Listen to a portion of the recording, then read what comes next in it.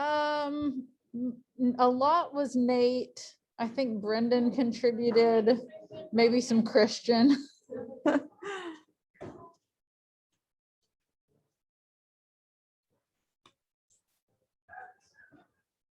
Oh.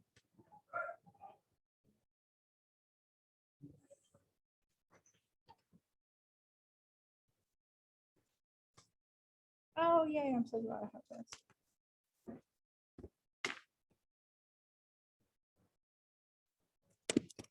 Oh, AP. Hi.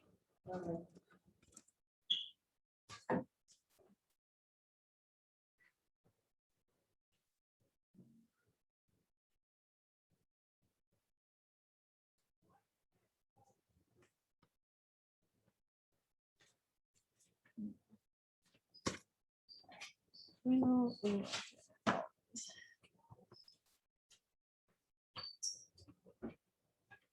huh.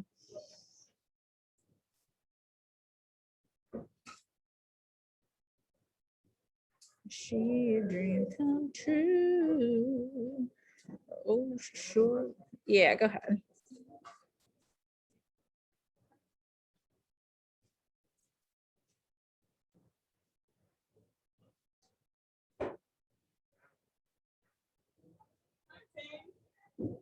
Hmm.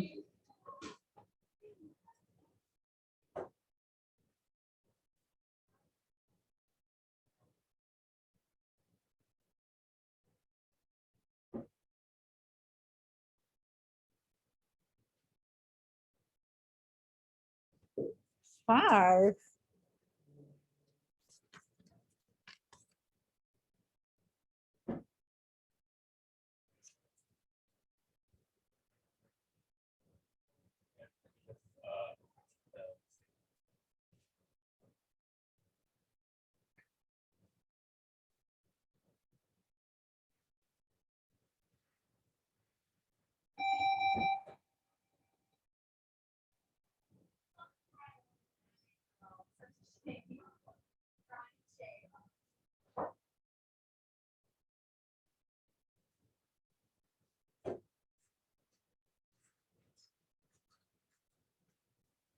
Hmm. Is Julius not here today? Hmm.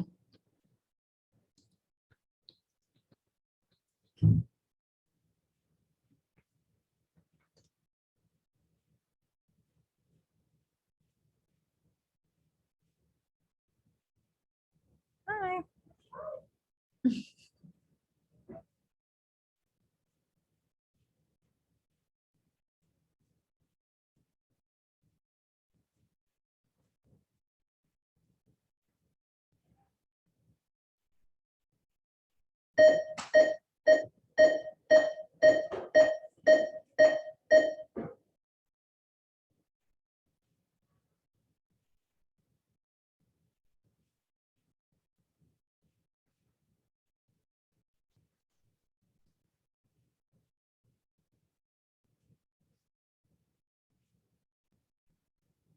Oh, this is gonna be a pain to find again, but I have to look.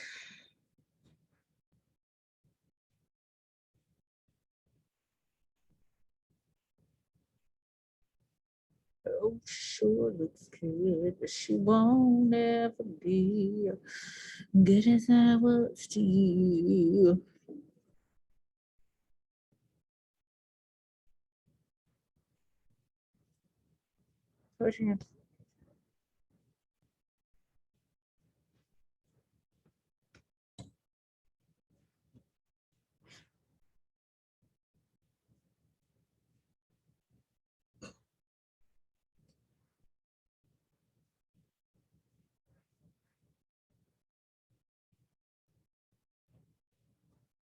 Preface.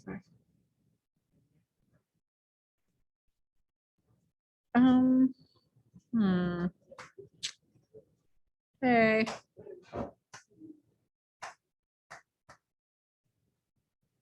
Okay, we don't need to see that.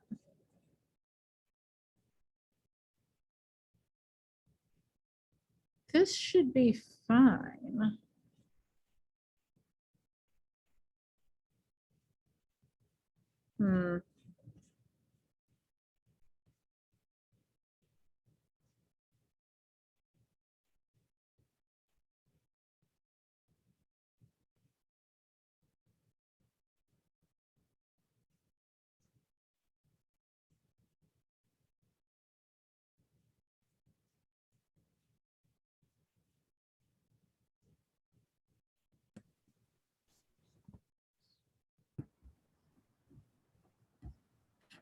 Hi.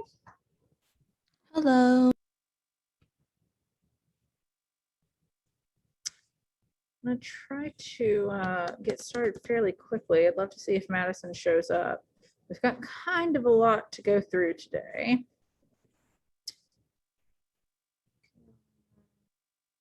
No Madison, Kinsey, Isaiah. Like to see if Madison shows up because we're going through our project first. I hate for her to miss that. But I want to get a move on.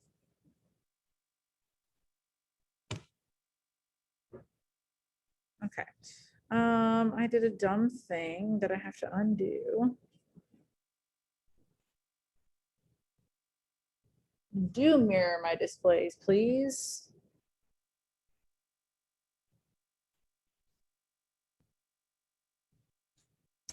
Okay. I'm going to share my screen with you, and I will probably be sharing my screen with you the whole time.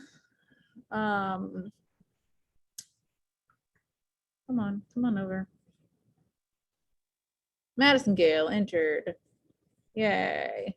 Let me get that attendance changed. Wonderful, wonderful. Let's take this away. Okay, so the first thing we're gonna do is look at our final project, the poetry anthology. Oh my God, I did not even see that they have all of these examples and stuff. I was gonna show you examples of ones that have happened in our class before, or in my class before. Let's first go through the project instructions and rubric, and then I'll see what all of that other stuff is. Okay, so for this assignment, you're going to be putting together your own anthology of poems, like this book you've never seen. Unlike the textbook, your poems must relate to one another through theme or subject matter. For instance, you can choose poems exploring or depicting familial relationships, the seasons, religion, rejection, human relationships with animals, your life story, warfare, hair, or tasty liquid refreshment, anything. One caveat, love as a general topic is off limits. You can choose all of your poems about love, but it needs to be more specific, like describing different types of love, or having your 5 poems go through the stages of a romantic relationship, something like that. As you will quickly discover, this assignment is quite a bit different from the more traditional essays that you write for this class. And with this difference comes the freedom to explore and be creative. Your anthology will be in the form of a PowerPoint slideshow and will be uploaded to the discussion board by the due date for grading. And I actually need to take a look at that because it says discussion board, but I think it's in the assignments. I'm pretty confident. So I need to double check. It's not due terribly soon, so it's not important to figure it out today. You'll also upload your preface, commentaries, and epilogue as a Word document. Again, we'll get to all that. The big picture. You must choose 5 poems that you like and understand or want to understand. The poems can come from any country or time period, and you should choose poems that we didn't already discuss as a class. We haven't actually discussed any of them for class yet, but I can't imagine. I mean, I think the only one that anyone might use would be The Raven by Edgar Allan Poe. So don't use The Raven by Edgar Allan Poe.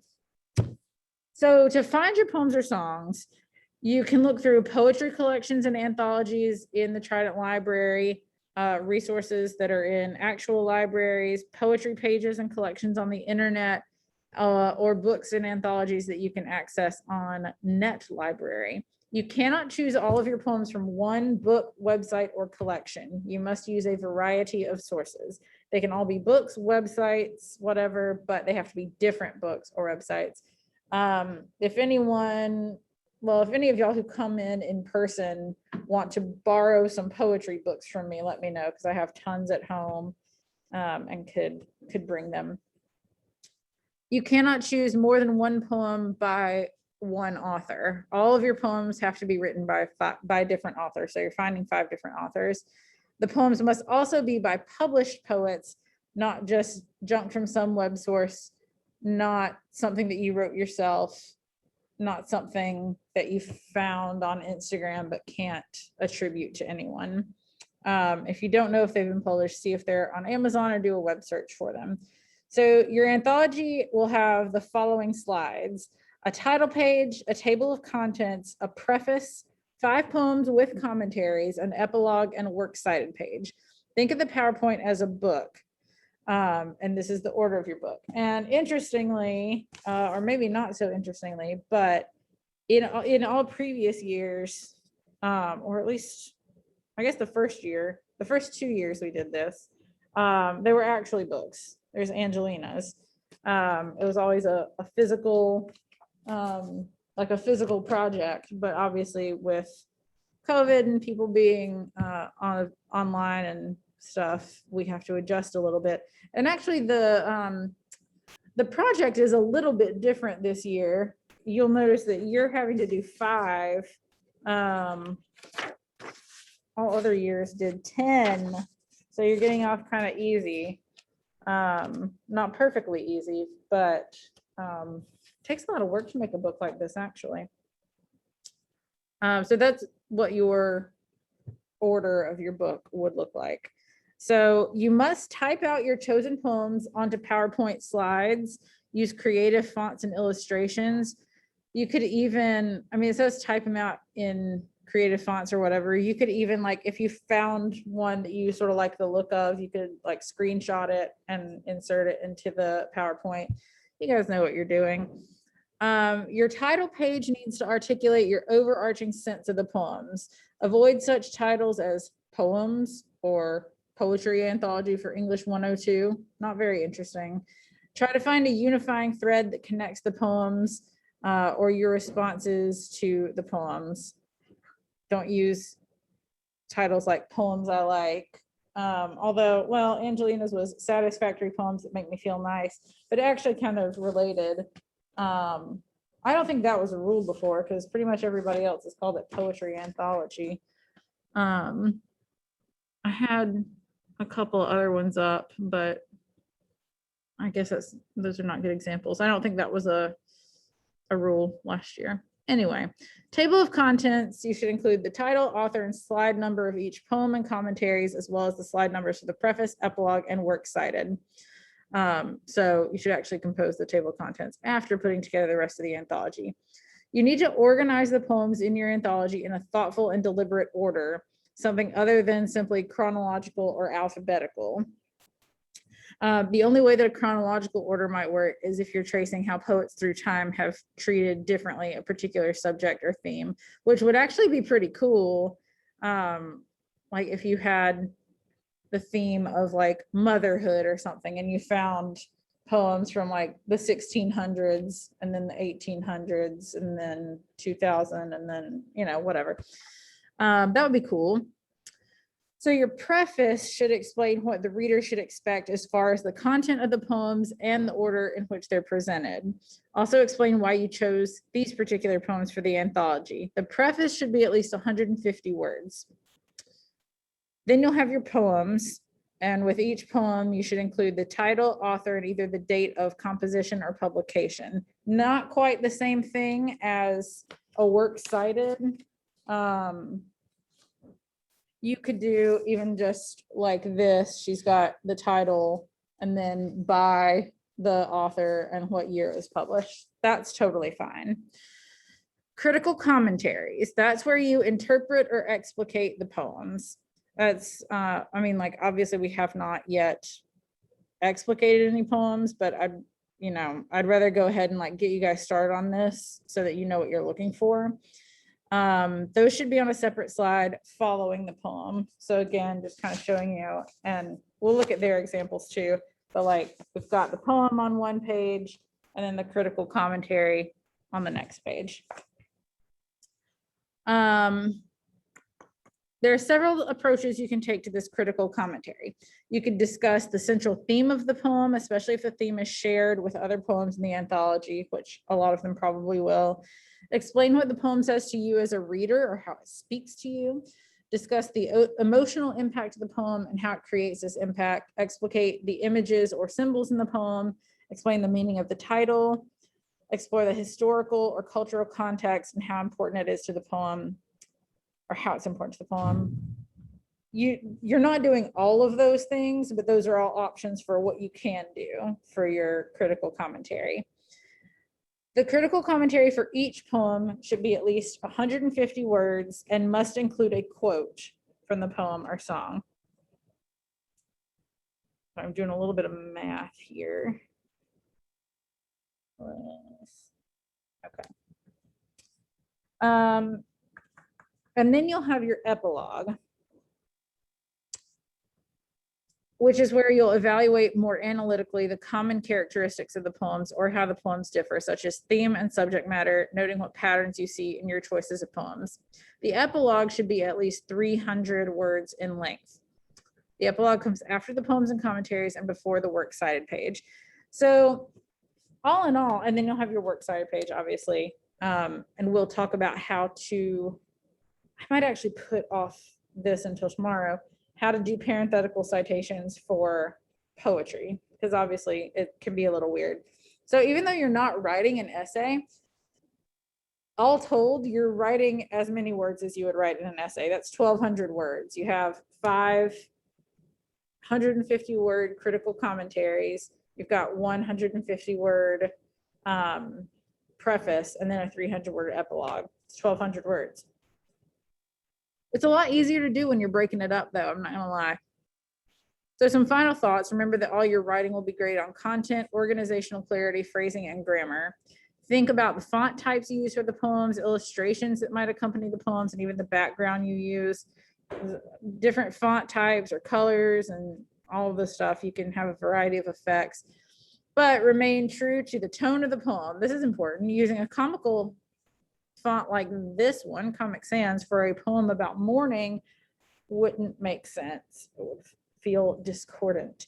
Also, always choose readable fonts. And if you're going to use illustrations, make sure they work thematically with the poem. And finally, make sure that you do not conduct any research for this project aside from publication years and possible historical background information. Your interpretations and responses are the focus of this assignment. If you don't, well, we have Keynote and that's fine, or Google Slides would probably also work. I'm gonna have to kind of look at the uploading things, but there's a very specific rubric here. You get 10 points for your 5 poems with the same theme and topic, including author, title, and date. 30 points for your critical commentary of each poem. That's where the bulk of your points are coming from.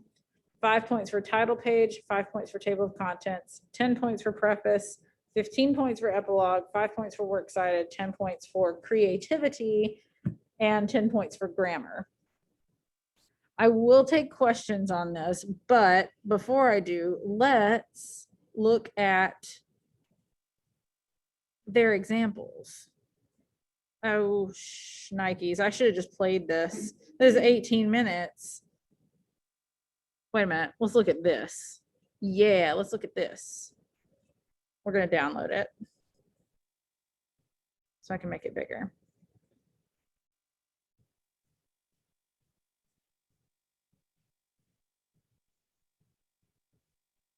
Or I might save the Hamilton stuff for tomorrow. Maybe I'll save the Hamilton stuff for tomorrow.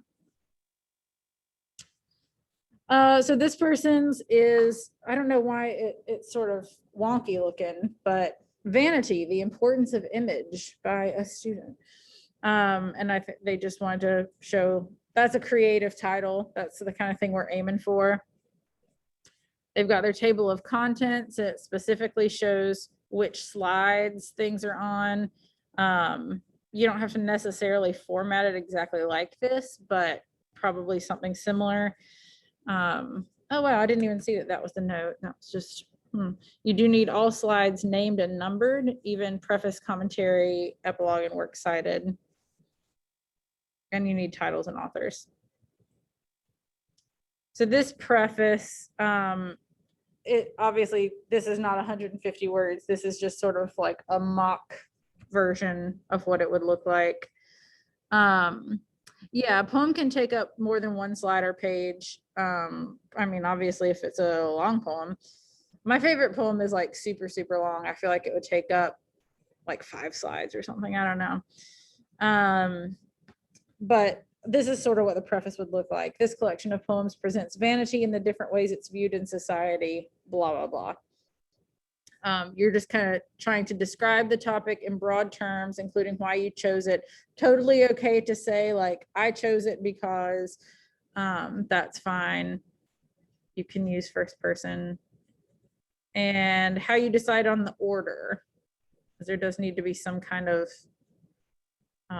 reason behind the order.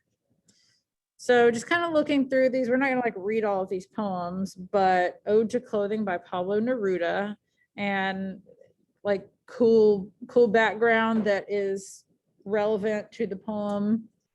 You can use more than one slide if necessary. They fit a lot onto that. I'm actually surprised, but there's the rest of it. And then there's I mean, this is not actually the commentary, but that's just reiterating all the different ways that you can kind of go about this. Oh, look, there's some dirty words in there. I'm gonna go back and read this later. I was hoping they'd do a whole 150 word commentary on one of these, but you can see title by author speaks on the issue of, I like Yeats. Boy, this formatting is goofy. Vanity is looked at as. I really like this person's backgrounds. You can choose any 5 poems, but they have to be related to each other in theme, or so they have to have some sort of unifying thread. They have to all be by different authors, and you have to use a variety of sources to find them. So it looks like this one actually does have a real critical commentary. So this one is called Christmas Eve, My Mother Dressing by Toy Derricote. And it says, concerning the poem Christmas Eve, My Mother Dressing by Toy Derricote, the title explains what happens in the poem. A child watched and helps their mother get dressed, possibly for a Christmas Eve party. This poem is filled with vanity from the first to the last line. The author recalled how important looks were to her mother and explains her routine. Published in 1941, this poem proves that vanity is not a new idea, has always been a factor to women of all ages. The author states, my mother was not impressed with her beauty. Once a year, she put it on like a costume. These are the opening words to the poem, which presents the author's opinion about her mom. She may have felt that she was a beautiful woman that did not appreciate her beauty. She wanted to not only enhance her beauty, but overcompensate for something she may have felt was missing. So you've got like how it relates to the theme, you've got a quote in there, and you've got sort of this person's interpretation of it, of what they think it means. That might be the only, yeah. And then you have the epilogue. And again, there's not really an example here, unfortunately. But I wonder if there are in that video. And then your works cited, which your works cited is going to look the same as a works cited always looks. This is a very good example. It's in alphabetical order. Sometimes we forget about alphabetical order. And that's it. That's the example, which I think is a pretty good one.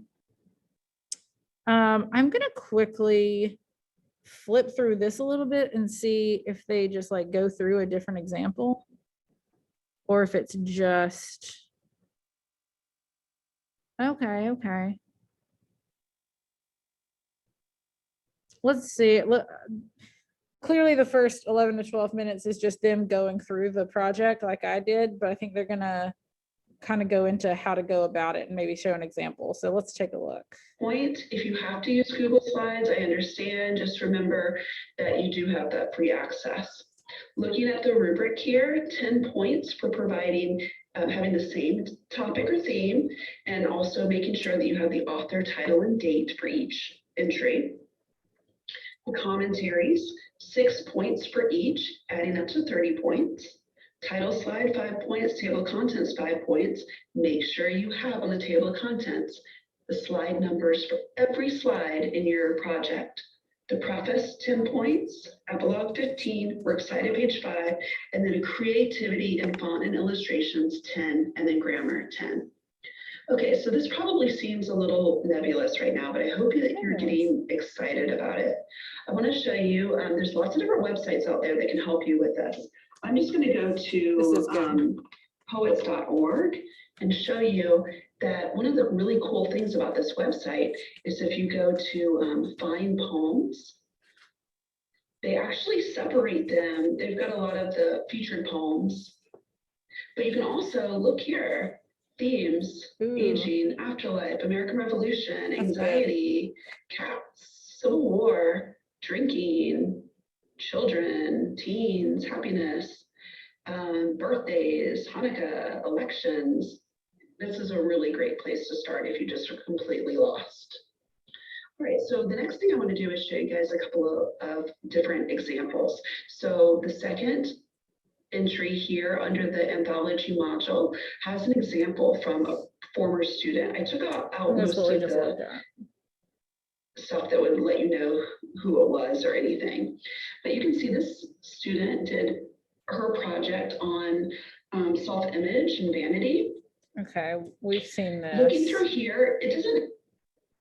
Also, an example, you can refer back to that anytime. She's not showing us.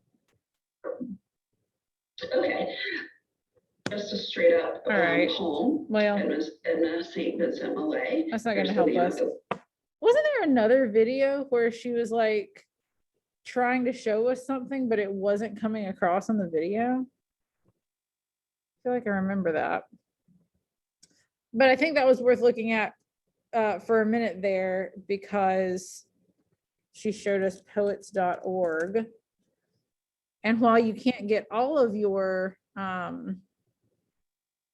here's a cheat actually.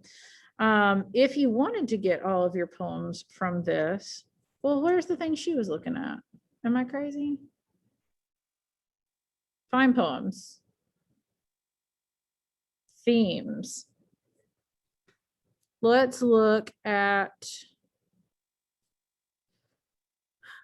apocalypse poems. Margaret Atwood, she's the woman who wrote Handmaid's Tale, which is such a good show.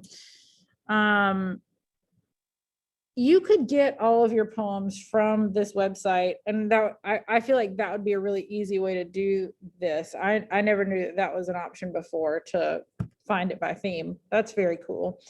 But since you're not allowed to use all of your sources from one site or whatever, what you could do is try to find this somewhere else. Like if you decide you wanted to use this, you could try to find it somewhere else. And I think that would be totally fine.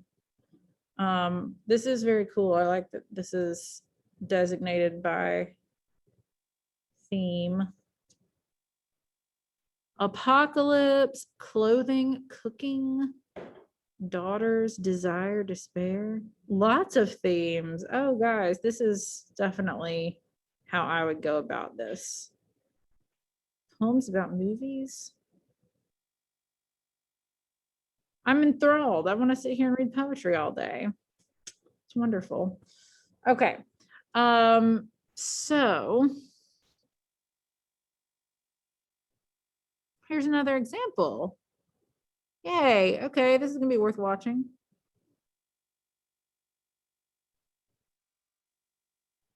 I think.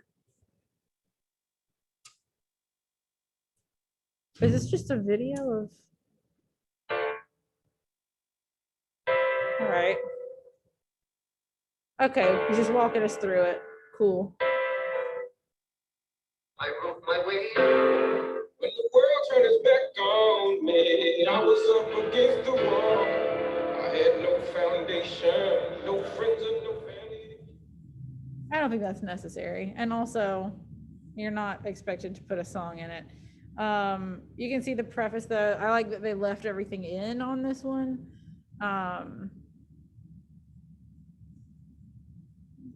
Kind of going through it at its own pace, but it's fine. Sympathy by Paul Laurence Dunbar. So the unifying thread is that they're essentially like all about race and like the perception of people of different races. So this tells what the poem is about. It's got quotes, speaks directly to the struggles of African Americans and particularly Black men in his quest for freedom of self-determination and the freedom to define his own identity. Langston Hughes, that's a classic poem. I too sing America.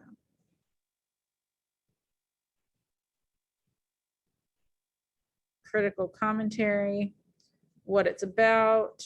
It's got some quotes.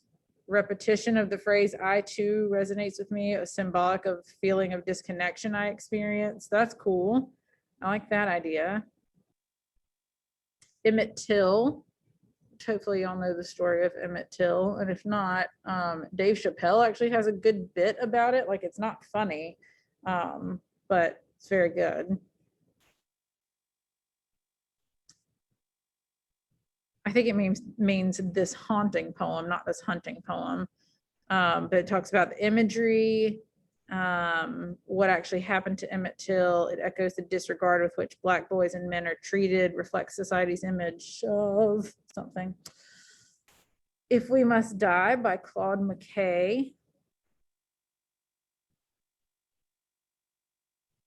I want to see at the end if he talks about, I don't remember if it mentioned in the preface why he chose this order. I feel like that can be one of the more challenging things about this project. Like, how do you put it in an order that is meaningful or significant in any kind of way? Like, why not just pick them at random? Changes by Tupac Shakur.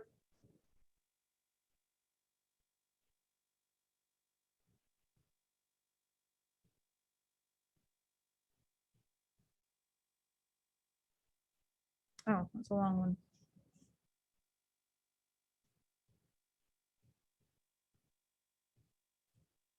And I mean, like, don't worry too much about like language in these poems. Like words that you might not say in front of me. Oh, not that I can talk after what I accidentally said in front of y'all yesterday, but.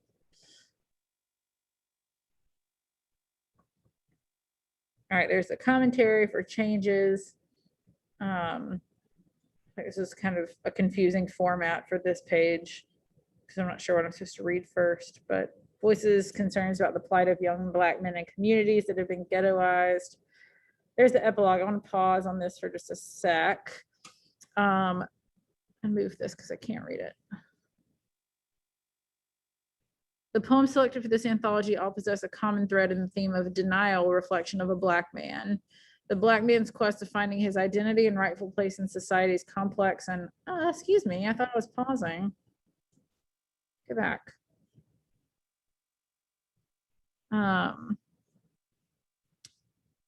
It mentions each poem. What does it mean to be a Black man? Whose reflection do we see? Okay, so he didn't talk about the order there, but we're excited. That should be it. I just want to run it back to the preface. Come on. Okay, so this does talk about the order. It begins with Paul Laurence Dunbar's sympathy, illustrating the brutality of bondage. Next, Langston Hughes and I too declares our legitimate place in society. It is, however, in Ralph Ellison's Invisible Man that the notion of our invisibility is clearly expressed. The idea of the Black warrior is vividly brought to life in If We Must Die by Claude McKay, whereas Tupac Shakur's Changes expresses painful discontent while signaling a sense of hope. I don't necessarily think that that order makes, I'm not like, oh, of course it's in that order, you know, but I mean, at least he tried to explain it. So I think that's fine. I think that I genuinely think that's like the hardest thing to do. I made my own. Why didn't I bring my own? I made a good example. Poetry anthology checklist. Come on, come on, come on. I think this happens every time. It's very annoying. I don't have the patience for this.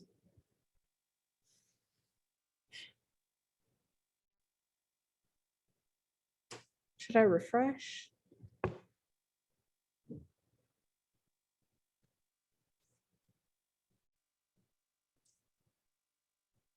Okay, well, that's not wanting to work.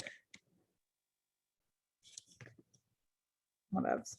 Okay, instead, let's go take a peek. I kind of hate that this is in two separate modules or whatever. But if this will cooperate, yes. How to do parenthetical citations for poetry. I know that like we're just introducing it now. You probably don't know what theme you want to do yours on. You haven't picked your poem, so you're not really even thinking about works cited yet, but we'll get there eventually, and I want to walk through it so you know what you're doing. When it comes time to quote poetry in your poetry anthology PowerPoint, you'll need to use a slightly different set of rules than you use when quoting prose. Obviously, poetry is poetry largely because it's not written in prose. Instead, it's written in verse with very specific line breaks. Poets are very, very particular about where they place their line breaks. Thus, you also need to indicate these line breaks when quoting. When you block quote poetry, meaning like a long quote, more than 4 lines. Showing the line breaks is easy because you quote the passage exactly as appears in the original poem, even if the poet uses unusual spacing. So they used an E.E. Cummings poem as an example because it's strangely formatted. E.E. Cummings always uses very strange formatting, but this is how they quoted it. And like, you want to make sure to keep your spacing and everything the same. The fact that it is in the middle of a line with a parentheses, that's intentional. That's just how he writes. Notice that the line breaks occur where Cummings places them. It goes in the middle of the line. Also notice that you cite the line numbers from the poem, not just the page number. And that's just explaining why they did the ellipses. It's not important. When quoting these same lines within a paragraph without using a block quote, you'll use a slash mark to indicate a line break. Make sure to put a space before and a space after the slash mark. For example, okay, Cummings describes the speaker's reaction to driving his new car with the lines, I touched the accelerator and give slash heard the juice good slash it slash was the first ride. And I believe we was, this is right, by the way, it sounds crazy, but this is E. Cummings slash happy to see how nice she acted right up to space slash space the last minute. And then you've got 760 lines 22 through 27. So you don't quote lines from poetry the same way that you quote from prose. It just different rules apply. And I always recommend looking stuff up on Purdue's online writing lab, just because they have all the rules. It will include poetry. But this is pretty clear, I feel like. And if y'all get confused, I mean, never hesitate to have me look over it before you turn it in and be like, hey, am I doing these right? That's totally fine. Let me see if this is gonna work. I'm thinking the answer is no. Oh, fantastic. It's wonderful. I can't make it bigger, I don't think. Can make it that much bigger. This is just kind of a checklist. I would go through this when you think you're nearly done. But it's just everything that I've already said. 5 poems. No more, like no repeated authors. Typed onto PowerPoint, creative. It's got your list of slides. That's what all of that is. And then review the order of your project to make sure everything's in the right order. And this is just an example. And you can use songs. I would say don't use all songs, just for diversity's sake. Like if you're having to use different authors, different sources, I feel like you shouldn't. In fact, like in previous years, you were allowed to use one song max. So I'm not going to require that. You could use a couple, but I wouldn't do all of them. Okay. Any questions about this at this point?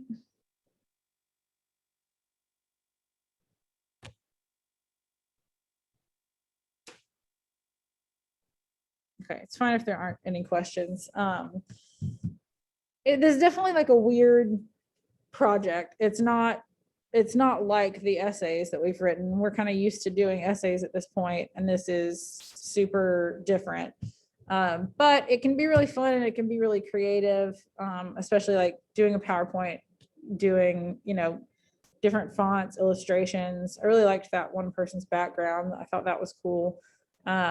Just be creative with it.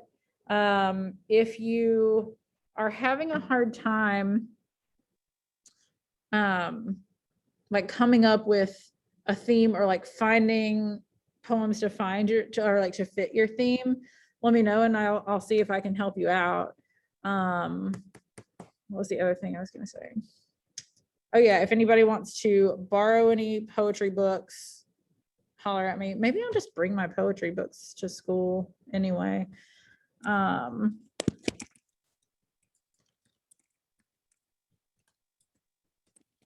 But I think I'm gonna call it a day today because our Hamilton stuff, the next thing involves a half-hour video and we don't have a half an hour left. We've only got actually like 13 minutes, probably less since the bell is ringing early. But yeah, if you guys think of questions between now and tomorrow, we can talk about your questions tomorrow. But we'll do the Hamilton video tomorrow. All right, I will see y'all tomorrow then. See you tomorrow.